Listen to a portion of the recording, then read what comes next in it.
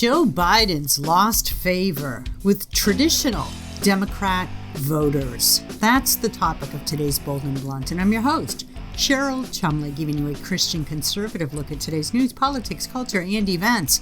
And I just want to sidestep for a quick mention of where you can find Bold and Blunt podcast to subscribe, if you like, at WashingtonTimes.com and also at edify.app/podcasts, the place to go for faith-based podcasts and also anywhere podcasts are offered.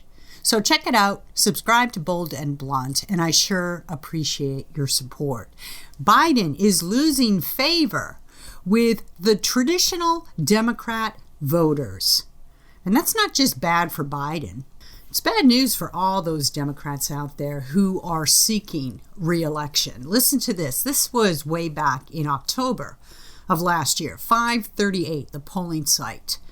Biden has lost support across all groups of Americans, but especially independents and Hispanics. Independents, that core group that both major parties and all political parties trying to tap into each election.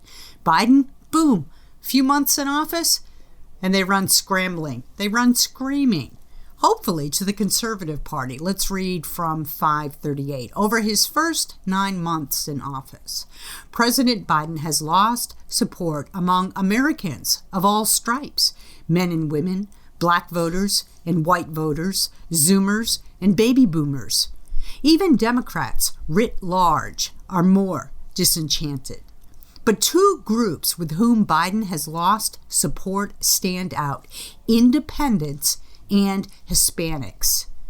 I'm still reading from 538. From back in October, before much of Biden's inflation numbers were dragging on, independents have soured on Biden to the extent that his approval ratings among this group approach the strongly negative ratings they gave then President Donald Trump at the same point in his presidency 9 months in.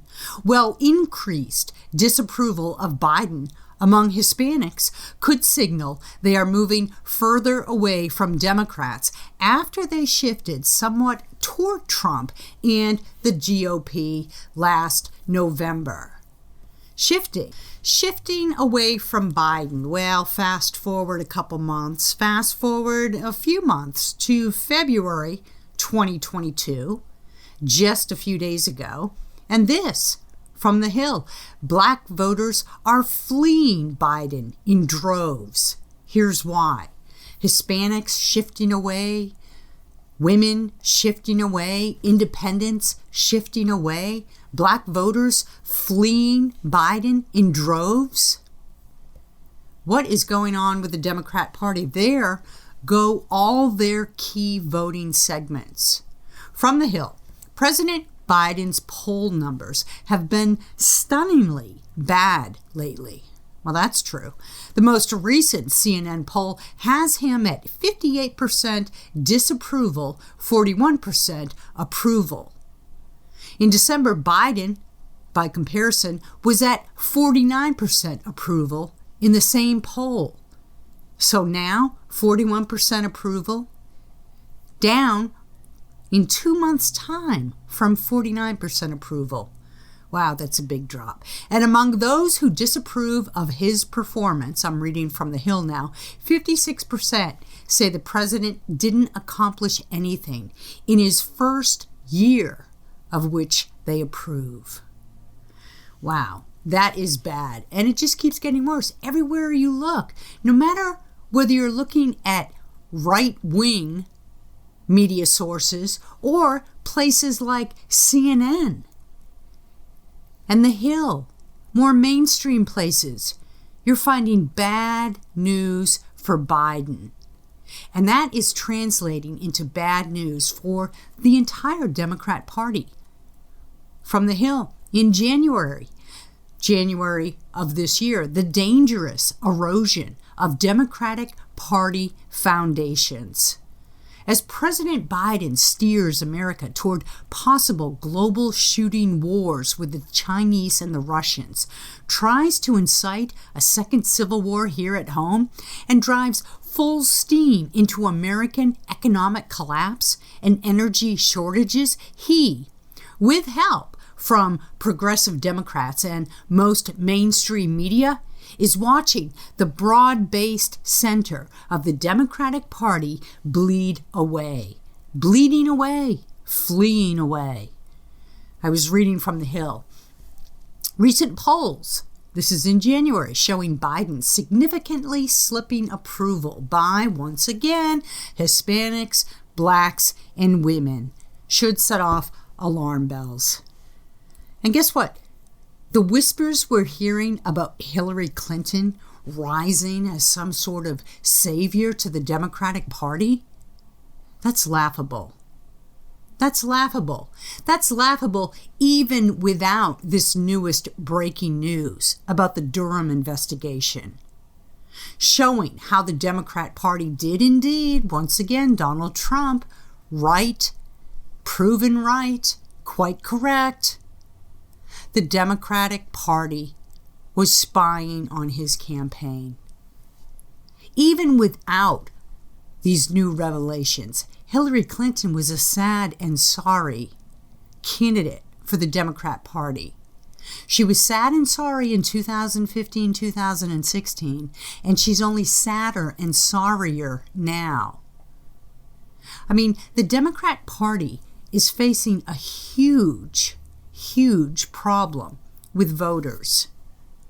They can't seem to come up with anybody that A, passes the smell test of party leadership, which is far left, and B, resonates with the voters in their base,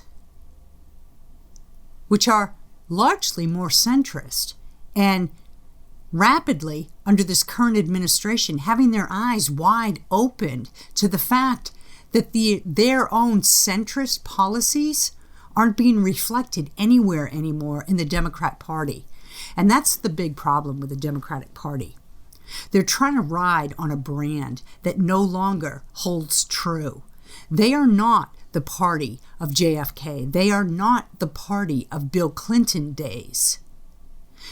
Bill Clinton would be considered, by today's Democrat Party standards, Clinton would be considered too conservative for the party. The Democrat Party is a farce because it's been filled with socialists / Marxists / communists / collectivists. These are people that want to just strip away the foundations of America's roots, tear up the Constitution, and usher in some sort of new global type governing system that strips American citizens of that core concept of God-given rights, of individualism. The party's been infiltrated. It's pure and simple. So no wonder Hispanics, blacks, women, independents are all fleeing the party. There's nothing left in the Democrat Party platforms and policies and agendas that resonate with American citizens. The only American voters right now who support the Democrat Party and its platforms are either the low information voters or the voters who actually receive entitlements from the Democrat Party and are therefore reliant on the Democrat Party to continue those entitlement doleouts, or C, the absolute communists of society masquerading as American citizens. Let me tell you, it's a good time in American history to be a conservative, because the Democrat Party has flung that pendulum of politics so far to the left that the only direction it can swing now is back to the right. And it's going to be bouncing hard against the wall of leftism that the Democrat Party has created, bouncing so hard that it's going to go right past the middle of the road politicking. It's going to go right past moderate centrist politicking and fling far over into the right into the field of Tea Party type politics, traditional conservative politics, solid core Republican principles, old-time Republican principles, the kind before the Chinese infiltrated our government and turned Republicans into water carriers for the Democrat Party. Patriotism, which has been branded under the Barack Obama administration and now under the Joe Biden administration as something to flee, as something to be ashamed of, as something that is embarrassing or worse, racist. Patriotism is going to be coming back in full force. It's just the balance of life, right? The Democrats have moved the political party so far to the left that the only way that they can make headway again is to move back to the right themselves. They're going to be voted out of office. I mean, you can't cheat at every election, right? Seriously. You may win a few here and there by cheating, but every election across the United States, local, state, and federal, it's impossible to cheat at everyone. So Democrats, their hopes have rested in opening borders wide and letting in others from other countries who know nothing about America's constitutional system and who only know socialism and who want to bring that socialism here and gain from the entitlement system that Democrats want to bring into American politics and keep in American politics. Democrats have opened borders in hopes of bringing in droves of voters that way, but they're not seeing the results. There aren't any polls out there that show Democrats are going to sweep the midterms and sweep into the White House in 2024. Everything, every poll, every survey, every analysis conducted, even by leftist organizations like MSNBC and CNN and NBC, all show Republicans stand to gain. There goes the pendulum. And you know what? There are some people out there running for political offices that have had enough of the leftist infiltration into the Democrat Party and into our political system, and have had enough of the secular atheist insane culture, things like transgenderism, things like defund the police, and so forth and so on. There are people out there who are looking to capitalize on this swinging pendulum and ride it through into their own upstart political ventures and unseat some people in politics who are entrenched, who have been there for years and years and years, and who think that they will die in office. People like Senator Chuck Schumer. My guest today is one of those people who is reading the political tea leaves, who is reading the landscape and seeing, first off, that it's high time for some serious changes in America's politics, and second off, that the time is right for people who haven't been part of the political landscape to actually enter politics and kick off campaigns and have really good chances of winning these days because the American public is so sick of this far left infiltration. My guest today is one of these candidates. He is challenging Senator Chuck Schumer. That's right, the Senator Chuck Schumer, and hoping in this coming election to boot the guy and send him packing in a face mask, no less, back to New York. Joe Pinion is my guest. You know him from Newsmax TV. You know him from hosting his own show on Newsmax TV called Saturday Agenda. a show which he gave up in order to take on this political fight against Chuck Schumer. Joe Pinion, thank you so much for being on Bold and Blunt. I really appreciate your time. Good to be here. Thank you so much for having me. Your race for Senator Chuck Schumer's seat in New York, have you had politics in your blood for a long time, or has it simply been roiled up because of what you've seen Chuck Schumer do to the state and the country? Well, look, obviously, most recently I was the host of Saturday Agenda on Newsmax, fastest growing cable network in America. But look, so I've had the opportunity to talk about politics extensively previously, before that on Fox News and Fox Business, and worked on several campaigns throughout the years. So certainly I've always cared deeply about the state of our body politic and certainly the discourse in our nation. But it was never in my life's blueprint to run for U.S. Senate, certainly not against an entrenched creature of D.C. like Chuck Schumer. But when you see the things happening to the country that we love, Americans left behind, when the notion of no American left behind used to be sacrosanct, the debasement of the American dollar that impacts people of all walks of life, like seniors living on fixed incomes. You just watched the largest increase in a generation of Social Security wiped out because of runaway inflation. When you look at a nation in Russia that is effectively declaring war and taunting us at the same time, hacking our beef supply, 1/5 of the beef supply hacked by that Russian hack, hacking our fuel supply, 35% of the fuel to the eastern seaboard, compromised by that Russian hack, you start to realize that there's some things in life worse than not having your own television show. It's called not having a nation. And the nation that we love is surely in need of fresh ideas and new direction that cannot be provided by the architects who have built a world that has stopped working for we the people. Would you say that the bigger problem in America is the political system or the culture? Well, I think in many ways it's the political system that has driven the culture. There is robust agreement by many Americans on what is not working. I've told many people that certainly, as Bill Clinton said back in the day, there is nothing wrong with America that cannot be fixed by what is right with America.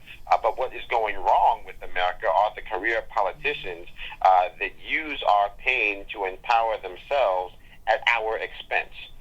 So issue by issue, whether you're talking about the fact that we've seen this increase in crime run amok, from city to city, from Banks, Oregon, all the way to North Country in New York, because the three most dangerous words ever uttered in modern politics: defund the police.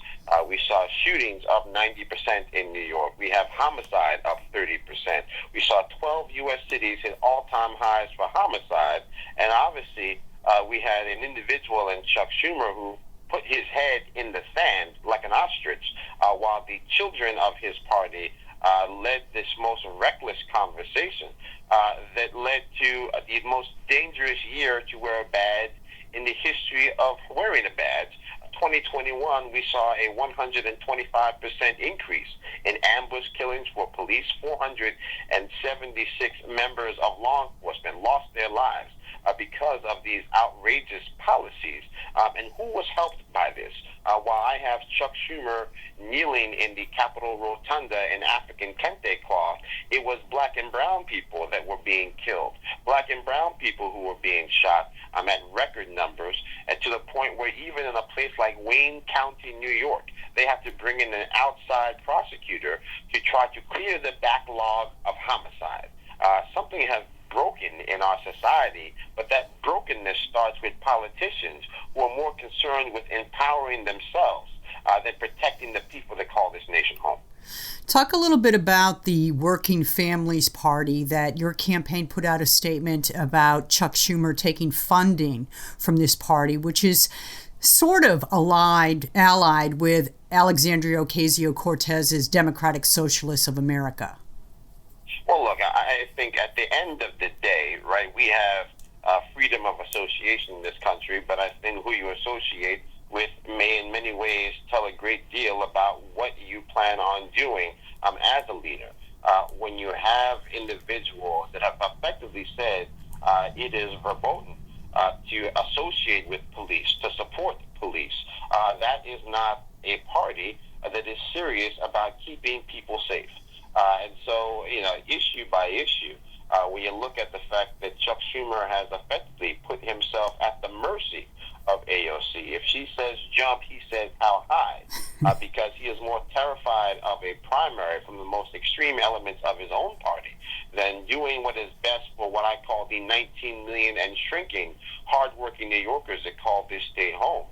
We are a working class state filled with working class people, and not nearly enough working class opportunities to be found. And kowtowing to the most extreme elements on issues like the economy. What is the virtue of increasing the minimum wage if that minimum wage does not result in an increase in your buying power, because we have debased the American dollar because we're printing money like there's no tomorrow in search of some type of utopian society that only works on paper. We need politicians with the courage of their convictions. We need politicians who understand their job is to solve our problems, not allow our problems to remain unfixed in an effort to use that pain and suffering to keep people trapped in a vortex of voting that leads directly to their door. We need change, and we need it today. Your message, no doubt, resonates with not just a large part of New Yorkers, but a large part of Americans, especially at this moment in time where we're all reeling with the government clampdowns due to the coronavirus and so forth. But pragmatically speaking, the Cook Political Report, Larry Sabato's crystal ball, all give New York solid and safe Democrat territory. Chuck Schumer won his last election with 70% plus of the vote, and you face a crowded field of Republicans in the primary. So speak to how you are going to climb that uphill battle. Well, look, I've told people, first and foremost, that there's a difference between filing paperwork to run and actually waging a campaign. We anticipate that by the time the dust has settled in a little less than a month here, we will be the nominee for the Republican Party, the nominee for the Conservative Party, and we will have the entire conservative movement rowing in the same direction, aligned in one cause and one cause only, to make sure that the people of New York know that for the first time in 24 years, they have a chance to have a choice to make sure that we can send Chuck Schumer to the retirement home of politics once and for all. And the reason why that is so critical and why we believe that this election is different than other elections is because Chuck Schumer is not the man that he used to be. He is not the man that beat Al D'Amato in 1998. He has become the face of all that has gone wrong in our politics, whether you're left of Bernie Sanders, whether you are right of Donald Trump. His fingerprints are on everything that most Americans find distasteful with our politics today. And so I think that in this election, we have the opportunity to build what we have called an uncommon coalition. If you are looking at things through the traditional prism of politics, most assuredly, this is a fool's errand. But when you realize that you look at the landscape and you can say to people across the political perspective that 3 out of 5 black children in the Bronx living in poverty is not a partisan issue. It just means the leadership you have received is not working. 1 out of 3 black children in the state living in poverty. 2 out of 5 children of all colors and all creeds living in Syracuse, New York, living in poverty. These are issues that Chuck Schumer cannot lay at the feet of Republicans because they are a direct result of the fact that he has endorsed policies that do not create opportunity for the people who need opportunity the most. And so when you're a state that leads the nation in outward migration, when you have a person in Chuck Schumer who shows up to give press conferences with the promise of 1,000 jobs or 10,000 jobs, that does not ameliorate the fact that we've lost 1 million residents in the last 10 years because he has refused to address the fact that we need jobs, we need opportunity, and we need an economy that works for every single person that calls this state home. It becomes very difficult for him to simply rely on the D next to his name and believe that that's going to lead to success. We think that we can build this new coalition, starting with law enforcement, who have made it very difficult every single day to make sure they know they have the opportunity to tell their loved ones they'll be home safe because of this attack on police led by Chuck Schumer. We believe believe that we can go to the nurses, 30,000 of whom have lost their jobs, heroes a year ago, zeros and unemployed today because of mandates that are not rooted in science, all while the people that are supposedly protected by these non-scientific mandates find themselves working with nurses that are replacing them that are actually infected with COVID.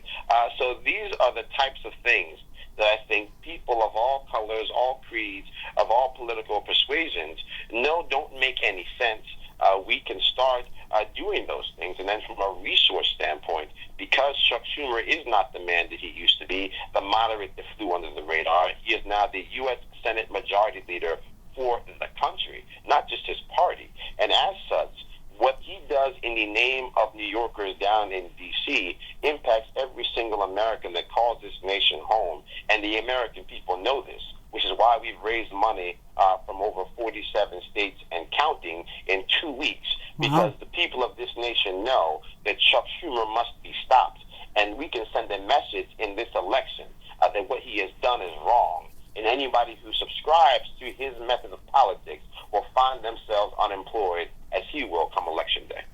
To what extent, because New York has some of the strictest clampdowns on freedom still due to the coronavirus.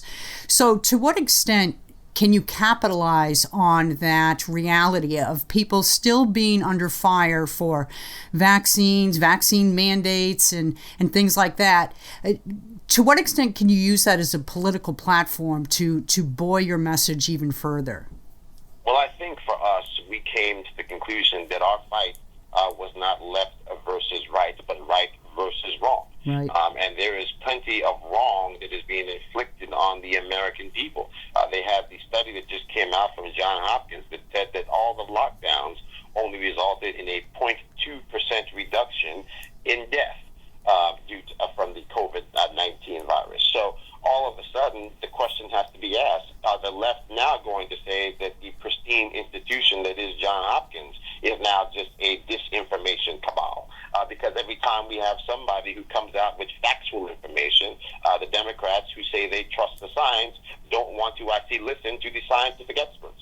So I think that there is a huge opportunity, as we said, to get alignment amongst the people who typically find themselves on opposite sides of issues. When you see Black Lives Matter supporters marching in solidarity with people wearing Make America Great Again hats in Brooklyn to combat this notion that we would take 70% of black people aged 18 to 41 who are not vaccinated and toss them out in the streets, certainly we have agreement that is not a policy that is rooted in love or common purpose or understanding. So yes, the long answer to a short question, I do believe that we can get people who have been bearing the searing brunt of these tyrannical policies to come out united, or whether you're a bar owner that found themselves unable to make your rent, unable to make sure that you could maintain a business that you've put your life savings into, while at the same time they're still getting the fines from the state and the city for policies that don't even help us fight the virus they claim we are trying to eradicate. People realize when they've been sold a false bill of goods, and here in New York, that false bill of goods has destroyed people's livelihoods, has decimated our ability to have a society that works for the least among us. And people, rich and poor, and of every, from North Country all the way to Montauk, realize that they have to put an end to this once and for all. And the hypocrisy, too. People are very sensitive nowadays to the hypocrisy of the same Democrats trying to clamp down individual freedoms are the ones running around without face masks and so forth. And I know our time is tight, but let me just fit in this last question. It's similar to the one I just asked about the state of New York. To what extent are you looking at Joe Biden's failings as a leader in the White House as helping your campaign? Because it seems an opportune time for candidates who maybe don't have the name recognition of existing political officials to get out there and score some wins. Well, certainly, I think that it's Joe Biden's lack of leadership, but then also the lack of political will of individuals like Chuck Schumer, whose primary job is to be a check on are a system of checks and balances. The Senate's supposed to be the most deliberative body on the planet, and yet we have a U.S. Senate Majority Leader who is also the senior senator from New York, who is happy to allow that most deliberate body to devolve into a food fight. But specifically as it relates to the American people, let's be clear. We're paying $400 million additional on fuel every single day versus where we were a year ago because of energy policies that make no sense. Because they wanted to shut down the Keystone pipeline here at home, but allow a pipeline to go from Germany to Russia, which has now become the economic backbone of a nation that's getting ready to potentially invade Ukraine and has one of our allies not necessarily wanting to shut down the pipeline, which would maybe encourage better behavior from this nation that has effectively declared war on us multiple times in the last year alone. When you look at what President Biden has not done to make sure that we have safety and security restored in this nation, district attorneys all across this country that in the aftermath of these BLM riots did very little to make sure that we could have people feeling safe and secure in their own homes. We have, again, and Justice Department that is more concerned with putting parents on a terrorist watch list than they are in preventing people from storming a synagogue in Texas to prevent people from holding people hostage and demanding we release an actual bona fide terrorist. This misplaced priorities that we have seen from this administration, the lack of political will to confront these misplaced priorities by the people in power because they don't want to upset their political apple cart, all of these things lead us to be in a position where we can raise money from across this country, where we can galvanize volunteers from every nook and cranny across this nation to let people know that they truly do have a chance to have a choice, and no matter what Cook County political polling says, when a few people committed to seeing an America work for we the people straighten their backs up, stop living on their knees, the numbers get to be quite different than a typical election where people sit on their couch assuming that hope will never arrive. The time for change is upon us, and the time for us to get the job done is now. And look, Alexandria Ocasio-Cortez just a couple years ago had a major upset of an entrenched candidate. And then there was that guy from New Jersey, I think it was the truck driver in the last election cycle, who ousted an entrenched state politician. So Joe Pinion, I wish you the best of luck, would love to see a political race go the same way as these upsets and Chuck Schumer be sent. So thank you very much for your time. Thank you so much. And people can go to www.joepinion.com to help out, to learn more, to volunteer, because, again, people have a chance to have a choice in this election, and we're going to get the job done with God's help and with your help as well. God bless. There is nothing I like more in the political world than to see conservatives in America fed up with the status quo and decide to jump in and take control and seize the reins of power back from far leftists. Because, we're always going to have the far lefts with us, right? It's like Jesus said in the Bible, the poor will always be with you. Well, in America, the far left will always be with us. It's part of the burden we have to bear, part of the cross we have to bear in the political realm. But it's always great when conservatives finally say, you know what? Just not going to take it anymore, and I'm going to do something about it. And people like Joe Pinion, or that truck driver in New Jersey, or Dave Bratt, remember when he rose up and won the race in Congress against Eric Cantor that nobody thought he could win? When hard-charging conservatives have had enough, things can really, really get done. Can you say Donald Trump? Thank you for listening. Tune in next week. And in the meanwhile, don't forget, go to edify.app/podcasts and find Bold and Blunt there. I know what you thought that I was going to say. Don't forget, stay blunt, stay bold. And guess what? I am. Stay blunt, stay bold, and get in the fight to take back America from the far leftists. God bless.